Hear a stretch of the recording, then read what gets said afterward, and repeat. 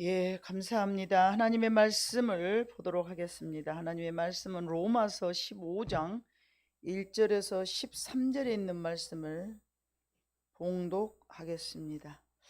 다 같이 함께 한 절씩 교독하도록 하는데요.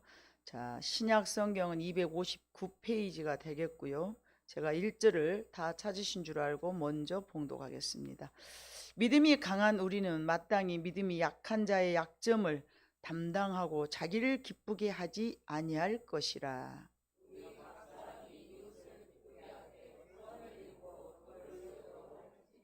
그리스도께서도 자기를 기쁘게 하지 아니하셨나니 기록된 바 주를 비방하는 자들의 비방이 내게 미쳤나이다 함과 같으니라.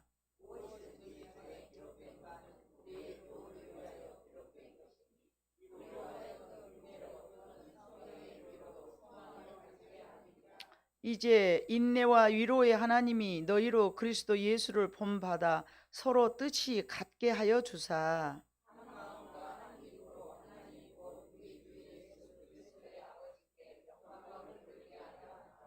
그러므로 그리스도께서 우리를 받아 하나님께 영광을 돌리심과 같이 너희도 서로 받으라.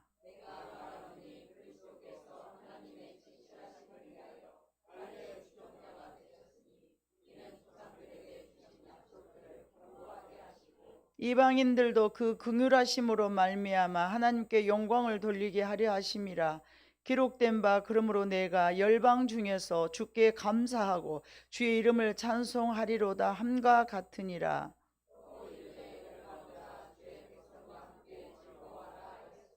또 모든 열방들아 주를 찬송하며 모든 백성들아 그를 찬송하라 하였으며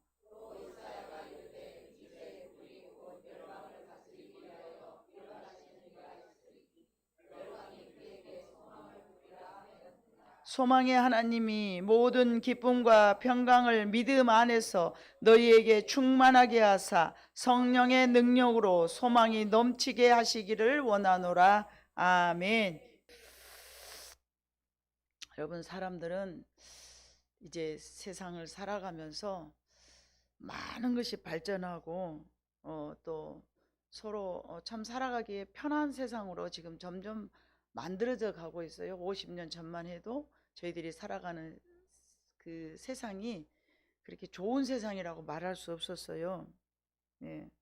그런데 점점 풍요로워지고 편안해지고 또 많은 것들이 자유로워지고 넉넉해지고 또 나누면서 또 나눌 수 있는 그런 우리나라가 되었는데, 말세에는 자기만을 사랑하는 사람들이 넘치는 때라고 디모데 후서 3장 1절로 4절에 있는 말씀을 하신 것 같이 정말 우리들이 이 고통이 더 많아진 세상이 되었다라고 우리가 말할 수 있습니다. 한번 읽어보도록 할까요? 너는 이것을 알라. 말세에 고통하는 때가 이르러 사람들이 자기를 사랑하며 돈을 사랑하며 자랑하며 교만하며 비방하며 부모를 거역하며 감사하지 아니하며 거룩하지 아니하며 무정하며 원통함을 풀지 아니하며 모함하며 절제하지 못하며 사나우며 선한 것을 좋아하지 아니하며 배신하며 조급하며 자기하며 쾌락을 사랑하기를 하나님 사랑하는 것보다 더하며. 여러분 쭉 이렇게 말씀을 읽어보니까 말씀들이 맞다, 아멘입니다 그래지십니까? 아니면 뭐가 그래? 부정적이십니까? 긍정적이십니까? 긍정적으로 받아들여지죠. 이 디모데후서에 기록된 내용은 무려 2000년 전 이야기예요.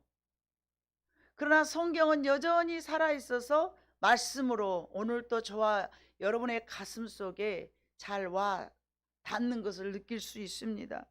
삶은 윤택해지고 이전에 누리지 못한 것들을 누리면서 살아가지만 사람들은 자기 이익만을 생각하면서 점점 무정하며 원통함을 풀지 아니하며 모함하며 절제하지 못하며 사나우며 선한 것을 좋아하지 아니하며 배신하며 조급하며 자만하며 쾌락을 사랑하기를 하나님 사랑하는 것보다 더하며. 주일날 뭐 어디 놀러 가는 거는 그냥 일도 없이 놀러 가고요. 이제 추석 이제 연휴가 뭐 한 잘하면 한 10일 되더라고요. 달력을 봐보니까 남들은 달력이 딱 나오면은 그거부터 본다면서요. 근데 우리는 인제 봐요. 인제 뭐가 그렇게 바빴는 인제 봐보니까 달력 한번 쫙 넘겨보니까 오, 뭐가 이렇게 길어, 빨간 것이 빨빨빨빨빨 이렇게 해졌네. 참, 비행기 가난하고 힘들다고 해도 비행기 티켓이 없고요.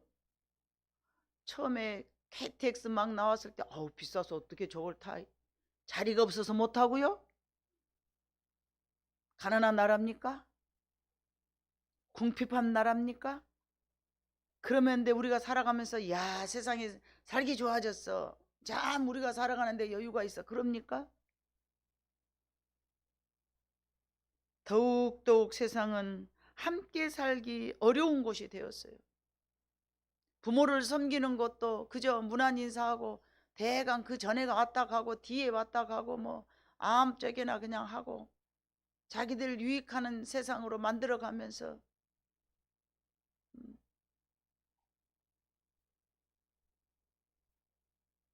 얼마나 세상이 살아가기가 좋은 세상인데 정말로 종말이 다가오면서 갈수록에 살아가는 것이 이웃과 관계하며 살아가는 것이 너무 어렵다는 것입니다.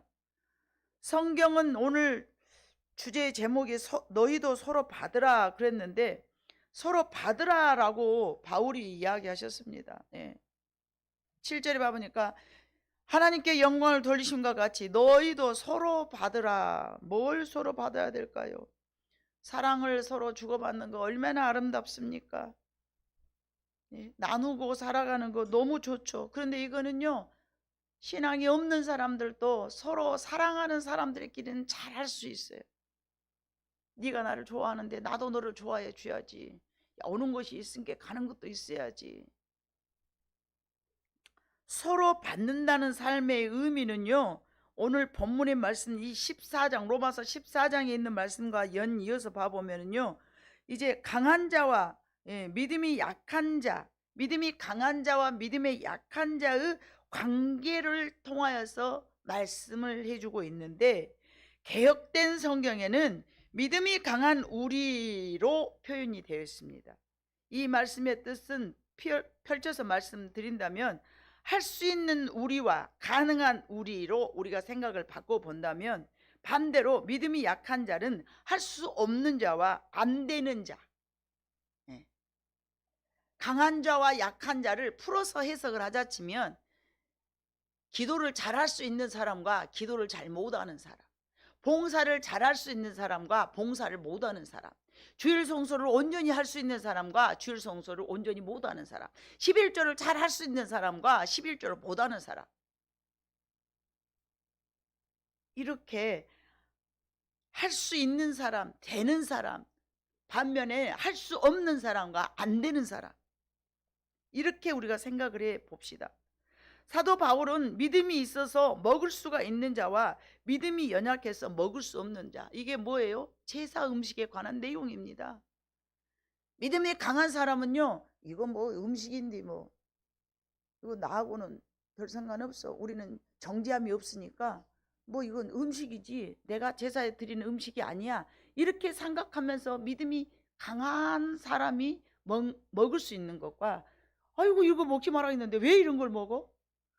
이거는 뭐 먹지 마라 그랬잖아. 성경에 또 먹고 지느러미 뭐 이런 거 쪽발 이런 거 먹지 마라 그랬어. 대책임질 안 한 거 이거 먹지 마라 그랬어. 근데 먹으면 안 되잖아. 근데 왜 저것들은 먹어? 그러면서 먹는 사람과 먹지 않은 사람들의 차이가 있어요.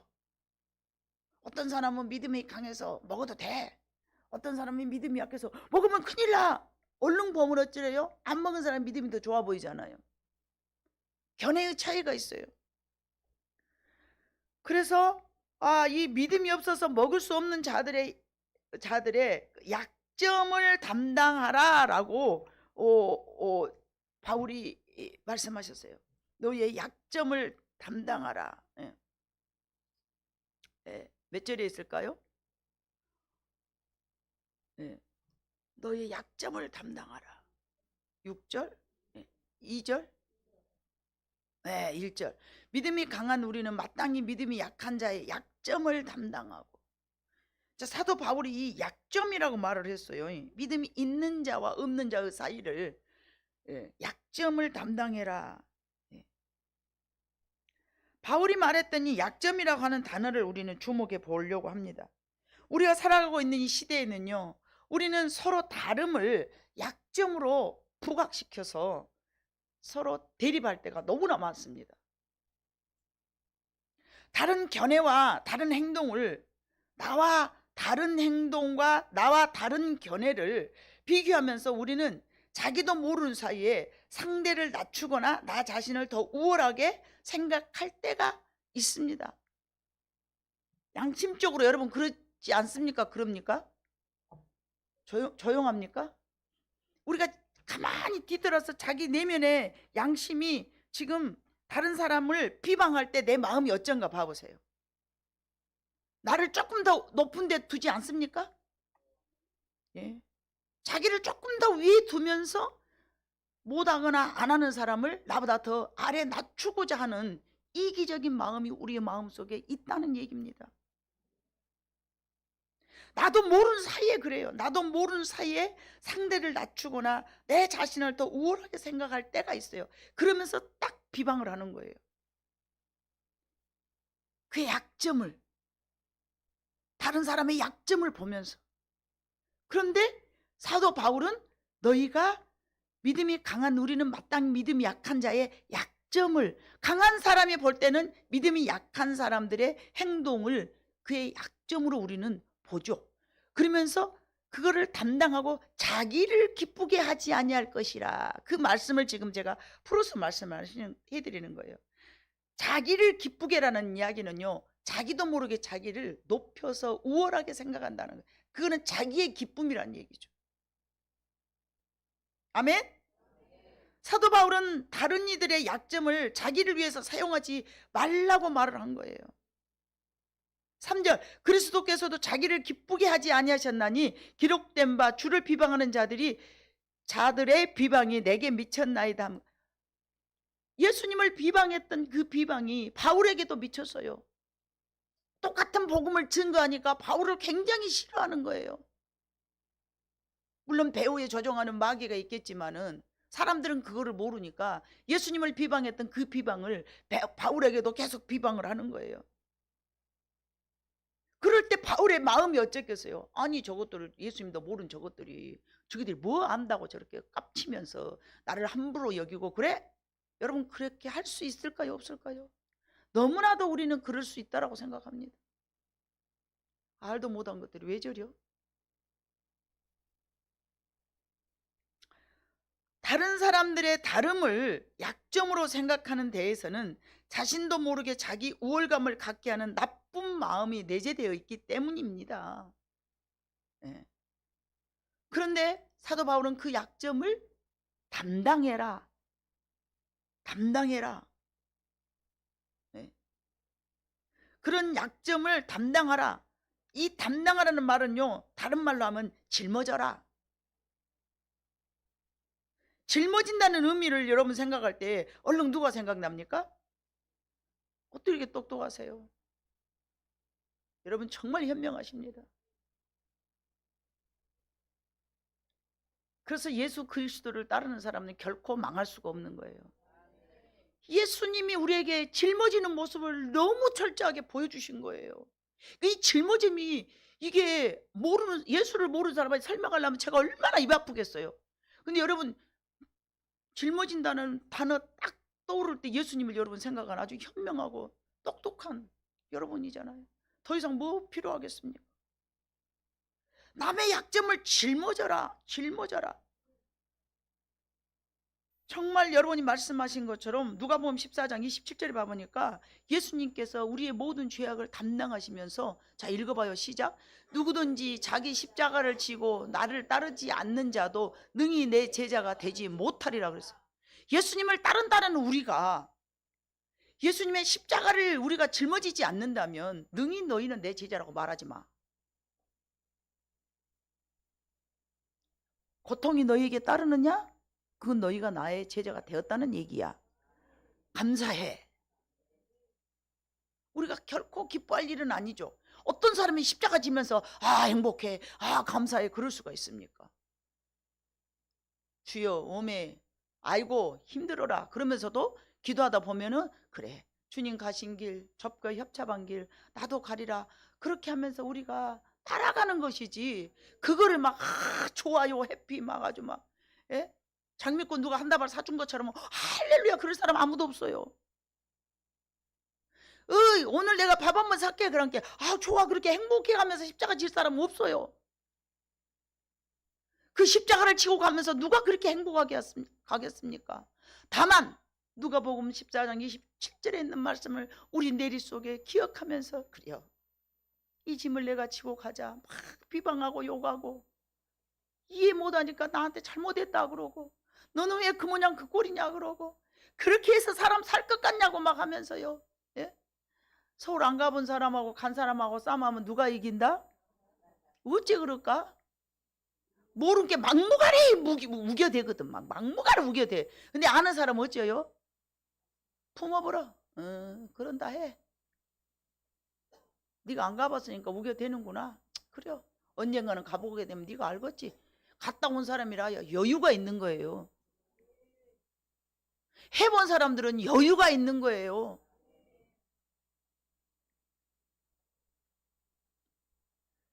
이처럼 강한 자는 약한 자들의 약점을 짊어져야 되는데 약점을 짊어짐이란 다른 말로 로마서 14장 20절과 21절에 봐보니까 음식으로 말미암아 하나님의 사업을 무너지게 하지 말라. 마음물이 다 깨끗하되 거리낌으로 먹는 사람에게는 악한 것이라. 고기도 먹지 아니하고 포도주도 마시지 아니하고 무엇이든지 네 형제로 거리끼게 하는 일은 아니함이 아름다우니라. 야 그거 먹으면 안 돼. 그거 먹으면 안 된다니까 하면서 거리낌을 주는 것은 하나님 앞에 아름다움이 아니라고 말한 거예요. 어떤 사람들이 해요. 목사님은 왜 다 내버려 두세요? 여러분 왜 다 내버려 둘까요? 저는 보는 눈이 없을까요? 감정도 없을까요? 귓구멍으로 듣는 들음이 없을까요? 그죠? 주님의 말씀에 순종하고 싶어서 서로 용납해라. 서로 짊어져라. 약한 사람들의 잘못된 것들을 너무 저렇게 지적하지 말아라. 말씀을 읽다 보면 다 음식으로 말미암아 하나님의 사업을 무너지게 하지 말라. 여러분 그 같은 것이 무엇이라고 구원받을 백성들에게 구원받지 못하도록 가로막는 문을 세워놓으면 되겠습니까? 목사가 그렇게 하면 안 돼 그러면은 어떻게 여러분 교회를 마음대로 들락달락 하겠습니까? 교회는 하나님께서 구원받을 백성들을 불러 모으는 장소이지 하나님께서 영광 받으려고 세우신 곳이 아닙니다. 찬양을 통해서 여러분들이 감동을 얻어야 되고요. 기도를 통해서 여러분들이 하나님의 음성을 들어야 되고요. 말씀을 통해서 여러분들이 하나님의 성품을 하나님의 원하심을 깨달아가야 되는 것이 말씀과 기도와 찬양입니다. 우리가 하나님 앞에 드릴 수 있는 것이 뭐디 있습니까? 아무것도 없어요. 여러분이 하나님께 드릴 수 있는 것이 무엇이 있습니까? 물질요? 하나님이 걷어가시면 여러분 거지 되는 거예요. 내가 하나님 앞에 드렸다고 내가 그것이 하나님 앞에 드린 것입니까? 하나님이 드리게 하심인 것이죠. 시간을 드렸어요. 올 수 있고 갈 수 있는 것도 하나님의 은혜인 줄로 믿습니다. 찬양을 드렸어요. 하나님이 여러분 벙어리로 만들게 하면요 찬양 못합니다. 제가 나름 한동안에는 좀 그래도 좀 우리 교회보다는 더 큰 교회에서 그래도 소프라노 뭐 솔리스트까지는 아니라도 그래도 나름 그래도 잘하는 사람이라고 왜 성가대를 안 쓰냐 막 할 정도로 좀 나름 했어요. 아무리 노력을 해도 소리도 안 나오는 때도 있더라고요.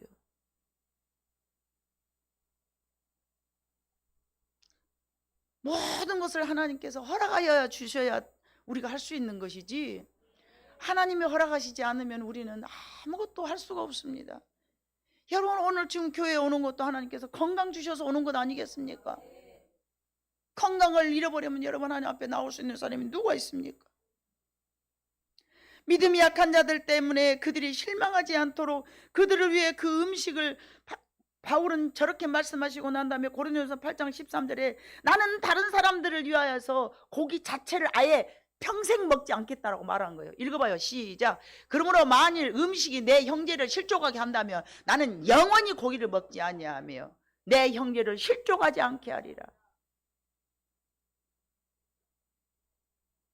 제가 우리 교회 먼저 온 성도들에게 항상 하는 말이 있습니다. 품자, 품어라, 안 내면 기도해라.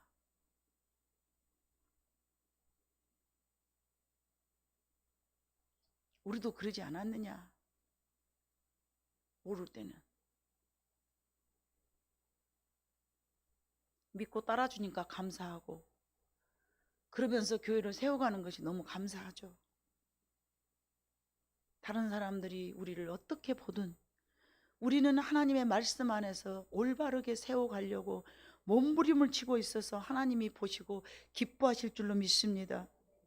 다른 사람의 약점을 짊어진다는 그 의미는요, 그들을 위해서 내가 그들과 같이 그의 짐을 같이 짊어진다는 얘기입니다. 그 영혼을 얻기 위하여 바울은 낮아지기도 하고 더러워지기도 하고, 서로 받는다는 말은요, 이웃의 약점을 당당하기 위해 십자가를 짊어지는 고귀한 모습이 담겨져 있는 거예요. 내가 그 영혼 하나를 얻기 위해서 좋아하지 않지만 같이 하는 거예요. 이해하는 거예요. 용납하는 거예요. 받아주는 거예요. 기다려주는 거예요. 우리가 온전해지도록 하나님 지금까지 기다리시지 않습니까? 하나님의 그 성품을 따라서 우리가 온전하지 않지만 지금도 하나님은 저와 여러분을 위해서 기다리고 계십니다. 성화되기까지, 그리스도의 분량에 이르기까지. 또 한 가지는 자기를 기쁘게 하지 말라 그러세요. 예수 그리스도께서도 자기를 기쁘게 하지 아니하셨나니, 남을 비방하는 마음에는요, 남을 깎아내리는 심리가 내재되어 있기 때문에 그는 자기 만족감으로 자기를 기쁘게 함이 되는 거예요.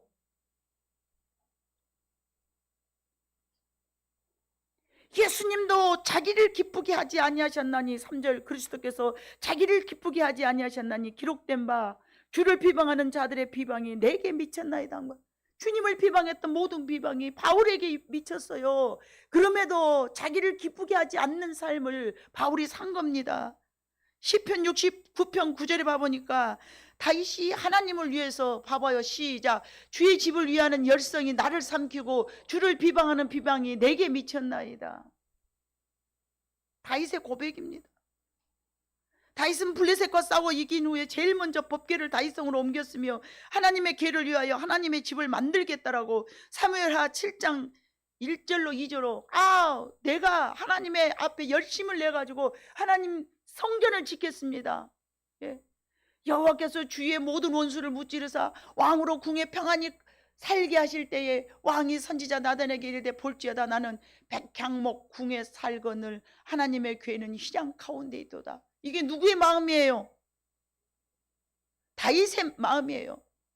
다윗 왕이요, 자기는 백향목 궁에 살고 있는데 하나님의 궤는 휘장천 가운데가 있었어요. 내가 성전을 지어야 되겠다. 그게 다윗의 열심이었다는 거죠. 시편 69편 9절에 하나님을 위한 나의 열심이 나를 삼키도다. 하나님을 위한 여러분의 열심이 하나님이 원하시는 뜻 안에서 이루어져야 되는 거예요. 내가 하나님을 이만큼 사랑하니까 모든 사람도 하나님을 이만큼 사랑하도록 저러면 안 되는데 저러면 안 되는데 저러면 안 되는데, 그건 하나님께서 원하시는 마음이 아니라는 말씀입니다. 무엇을 하든 무엇을 안 하든 그 사람의 중심에는 그 사람의 연약함과 믿음이 아직 성장하지 못함이 담겨져 있을 수가 있어요. 근데 우리는 그것들을 보면서 그를 약점으로 생각하지 말고 그냥 감당하라고 말씀하신 것입니다.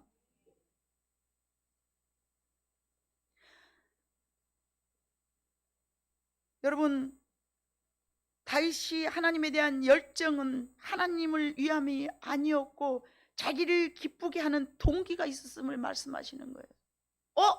내가 슬프네? 좀 봐보세요. 나는 백향목 궁에 살고 있는데 하나님의 교회는 휘장 가운데 있네? 누구의 마음이 불편한 거예요? 다윗의 마음이 불편한 거예요. 안 되겠다. 내가 불편하구나. 자, 시편 69편 9절 다시 보여줘 봐요. 주의 집을 위하는 열성이 나를 삼키고. 아멘. 내 법에 내가 하나님 앞에서 하나님을 기쁘게 해드리지 못하고 있다는 얘기예요.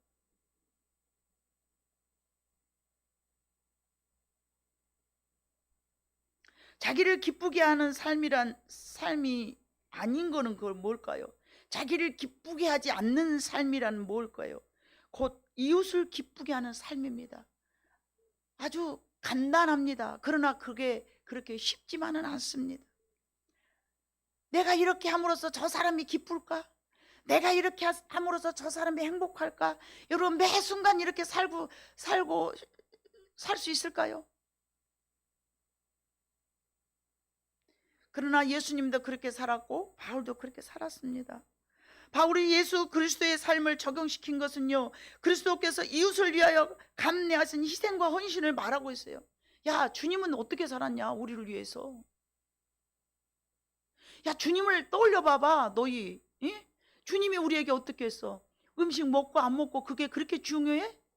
주님이 우리를 위해서 뭘 했는가 생각해 봐. 바울이 지금 로마 교회에다 이렇게 이야기하고 있어요. 설교하고 있어요. 다른 사람의 구원을 위하여 우리로 기꺼이 우리 자신을 내어줘야 될 줄로 믿습니다. 이웃을 위한 자기 희생을 하나님께서는 요구하고 있습니다. 여러분, 제가 애화를 하나 준비를 했습니다. 여러분, 가만히 한번 생각을 해보시기를 바랍니다. 우리가 살아가는 인생의 목적이 무엇인가? 우리는 왜 사는가? 성공하기 위해서 삽니까? 승리하기 위해서 삽니까? 성공하기 위해서 사는 거나 승리하기 위해서 사는 거 별반 다를 것 없어 보이죠? 그러나 이 둘의 차이가 있습니다. 얼핏 보면 비슷해 보이나 아주 중요한 차이가 있습니다. 세일즈맨의 죽음이라는 아서 밀러의 그 희곡 단편 소설이 있었어요. 그 인생의 성공과 승리를 다루는 내용인데 이 작품 속의 주인공은 월릴 로몬이라는 사람이었어요. 이 월릴 로몬은 30년간 세일즈맨으로 살아갑니다. 그 책 내용에서 성실하게 살면서 반드시 성공한다라고 믿었어요. 내가 이렇게 열심히 살면 성공하겠지. 그런데 이게 웬일입니까? 두 아들이 타락해버렸고 자기는 회사에서 해고를 당합니다. 회사와 자식들에게 30년간 살면서 열심히 살았으나 결국은 씁쓸한 폐잔을 마시고 이 사람이 너무 배반당하면서도 내가 이렇게 자식한테도 내 삶 속에 열심히 살아왔던 모든 것에서 내가 얻어진 것이 없구나. 그 삶 속에서 배반을 당하면서도 그 사실을 인정하지를 않았어요. 그래서 원리 로먼은 아들에게 보험금을 물려줄 생각으로 과속하여서 자살로 자기 생을 마감합니다. 얼마나 아름다운 아버지입니까? 그러나 우리는 그 인생을 보면서 들으면서 여러분 어쩝니까? 그 사람 참 성공했다. 그래 느껴지십니까? 그의 인생의 성공을 위해서 쉼없이 달려왔습니다. 그러지만 그가 실패한 인생을 살았다는 것을 우리는 이 순간 생각합니다. 자, 신앙생활하면서 성공과 승리를 구별하는 것이 매우 중요한데 성경 안에는 또 성공한 사람과 승리한 사람의 삶을 누가복음 16장 19절과 25절에 보면은요, 거지 나사로와 부자 이야기를 통해서 알 수 있습니다. 한번 읽어보겠습니다. 시작. 한 부자가 있어 자색 옷과 고운 베옷을 입고 날마다 호화롭게 즐기더라. 그런데 나사로라 이름하는 한 거지가 헌데투성이로 그의 대문 앞에 버려진 채 그 부자의 상에서 떨어지는 것으로 배불리려 하며 심지어 개들이 와서 그 헌데를 핥더라. 이에 그 거지가 죽어 천사들에게 받들려 아브라함의 품에 들어가고 부자도 죽어 장사되매 그가 음부에서 고통 중에 눈을 들어 멀리 아브라함과 그의 품에 있는 나사로를 보고 불러 이르되 아버지 아브라함이여 나를 긍휼히 여기사 나사로를 보내어 그 손가락 끝에 물을 찍어 내 혀를 서늘하게 하소서 내가 이 불꽃 가운데서 괴로워하나이다. 아브라함이 이르되 예 너는 살았을 때에 좋은 것을 받았고 나사로는 고난을 받았으니 이것을 기억하라. 이제 그는 여기서 위로를 받고 너는 괴로움을 받느니라. 아멘. 부자는 성공한 삶이었습니다. 나사로는 성공한 삶이 아니죠. 거지인데. 그러나 나사로는 승리한 삶을 살았음을 우리는 알 수 있습니다. 지금 당장 눈에 보이는 이득 또 누림 가지고 있는 것 이것이 성공이라면 승리는 하나님의 계획 가운데서 열매 맺는 것이 승리인 줄로 믿습니다. 바울은 성공한 삶이었습니까? 승리한 삶이었습니까? 승리한 삶이었습니다. 그는 옥에 갇혀 있다가 목배임을 당해서 죽었기 때문에 성공한 삶이 아니죠. 그러나 그는 승리한 삶을 살았습니다. 돈을 모아 부자가 되고 내 이득을 챙기고 법정에서 싸워서 승리한 삶이 성공이 아닙니다. 사업장에서 회사에서 학교에서 1등한 것이 승리한 삶이라고 말하지 않습니다. 우리도 그리스도를 본받아서 하나님께 영광을 돌리고 살았다면 그것이 승리한 삶인 줄로 믿습니다. 그리스도께서는 십자가를 짊어지고 자기의 기쁨을 충족시키려고 자신을 높이면서 살아가시지 않았습니다. 이웃을 섬기며 많은 인간들의 생명을 살리기 위해서 자신의 목숨을 버렸습니다. 우리는 그리스도를 본받고 고난이란 길을 따라가면서 무엇을 해야 할까요? 내 집을 팔아서 가난한 이웃에게 막 나눠주고 막 그래야 될까요? 그렇게까지는 못하더라도 이웃을 이해하고 용납하고 그들의 연약함을 같이 짊어지는 여러분이 되기를 주님은 원하시고 계십니다. 우리가 관계하고 있는 사람들의 삶을 살피고 서로 돌아보는 삶을 그리스도께서 우리에게 가르쳐 주셨습니다. 로마서 12장 16절에 봐보니까 너희는 서로 마음을 같이하여 높은 데 마음을 두지 말고 도리어 낮은 데 처하며 스스로 지혜 있는 채 하지 말라.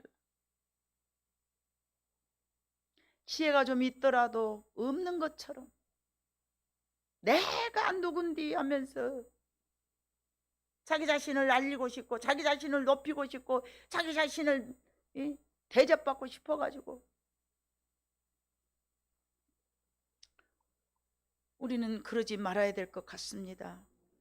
로마서 14장 1절과 3절과 4절과 6절을 쭉 한꺼번에 읽어보도록 합니다. 믿음이 연약한 자를 너희가 받되 그의 의견을 비판하지 말라. 먹는 자는 먹지 않는 자를 업신여기지 말고 먹지 않는 자는 먹는 자를 비판하지 말고 이는 하나님이 그를 받으셨습니다.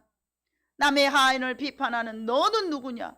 그가 서 있는 것이나 넘어지는 것이 자기 주인에게 있음에 그가 세움을 받으리니 이는 그를 세우는 권능이 주께 있음이라. 나를 중히 여기는 자도 주를 위하여 중히 여기고 먹는 자도 주를 위하여 먹으니 이는 하나님께 감사하며 먹지 않는 자도 주를 위하여 먹지 아니하며 하나님께 감사하느니라. 아멘. 모든 것이 그 순간 그 순간 믿음이 없는 자는 없는 자대로의 하나님 앞에 영광을 위해 살고 믿음이 있는 자는 믿음이 있는 자대로 그 순간에 하나님의 영광을 위해서 살아가는데 자기가 뭔가를 조금 하고 있다 하여 아직 하지 못한 사람들에게 업신여기거나 잘못한다고 책망하거나 비방하거나 그래서는 안 된다는 것입니다. 여러분, 사도 바울은요, 같은 사도들 중에서도 엄청나게 고생을 많이 했어요. 왜요? 당시 문화를 여러분 생각해 봐 보세요. 이스라엘 백성들은 선택된 민족으로서 그 외의 사람들은 구원받지 못한다는 사상과 이념으로 오랫동안 머리가 박아진 사람들이에요. 오랫동안이 아니죠. 몇천 년 박아진 사람이에요. 그들의 생각을 뒤바꾸기 위해서 하나님 바울을 선택하신 거예요. 이방인들을 위한 구원의 도구로 하나님께서 바울을 선택하셨어요. 얼마나 가는 곳마다 비방이었겠습니까? 예? 바울은 더 살고 싶지도 않았을 것 같아.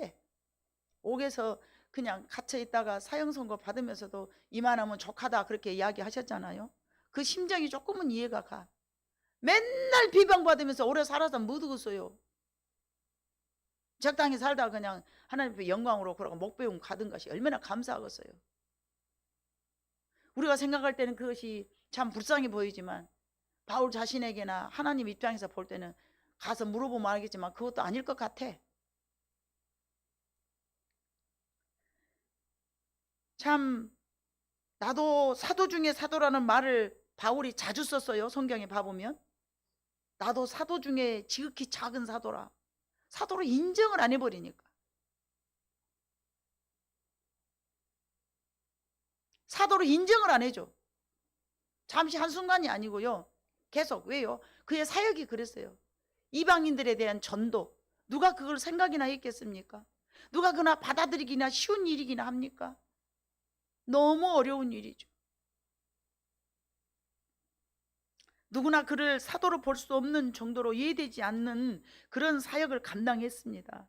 그러나 그 안에는 하나님께서 이방인들을 품기 위한 하나님의 계획이 그 가슴에 숨겨져 있었던 것입니다. 할례는 무엇이뇨? 무할례가 무엇이뇨? 그러면서 할례 받는 사람이 별거 아니에요. 할례 받지 못한 너희도 구원받을 수 있어. 막 이러고 외치고 다녔는데 죽일라 안 하겠습니까, 여러분? 상상을 해봐 보세요. 얼마나 그가 어려운 사역을 감당을 했는가.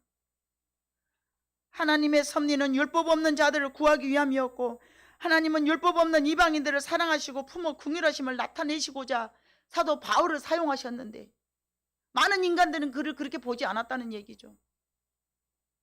그러면서 오늘 로마 교회다 음식을 먹고 먹지 않음에 대해서 이야기를 하면서 모든 것을 용납하라는 말씀으로 사도 바울이 증거하였습니다. 하나님도 예수 그리스도를 구원자로 세우시고 예수를 믿는 모든 사람들을 다 용서하고 예수님께서도 받아주셨습니다. 하나님은 우리가 형제를 받아 서로 용서하고 이해하고 용납하고 그렇게 할 때 하나님 앞에서 영광이 된 줄로 믿습니다. 우리의 이 작은 빛을 서로 용납하는 마음에서 우리는 시작된 줄로 믿습니다. 이 영광이라는 것은요, 하나님의 일을 우리가 도모할 때 영광인 거예요. 그게 아주 작은 이해되지 않은 것을 이해하려는 마음에서부터 여러분이 시작된 줄로 믿습니다. 그게 사랑입니다. 강도 맞는 이웃을 내가 막 다 부비를 대고 막 엄청 사랑하고 그렇게 위대한 일부터 하나님의 일이라 하지 말고요. 아주 내가 이해 안 되고 용납이 안 되는 것들을요, 여러분들이 이해하고 용납하려는 그 꿈틀거림이 벌써 하나님 앞에 영광이고 그게 사랑인 줄로 믿습니다. 우리는 서로 받고 용납하며 사랑해야 될 줄로 믿습니다. 그때 그 작은 것으로 하나님 앞에 영광이 된다라고 오늘 바울이 그렇게 우리에게 말하고 있습니다. 사랑하는 성도 여러분, 우리는 우리의 마음속에 그리스도를 닮은 마음으로 하나님 앞에 영광 돌리기를 위한다면 정말 나보다도 더 여리고 나보다도 더 약하고 신앙도 별것 없는 그런 사람들을 우리는 그들의 약점을 서로 짊어지면서 살아가려는 다짐을 하면서 이 가을에 여러분의 앞에 하나님 앞에 풍성한 열매를 맺어드릴 수 있는 여러분 모두가 되시기를 주님의 이름으로 축복합니다. 기도하시겠습니다. 사랑 많으신 아버지 하나님,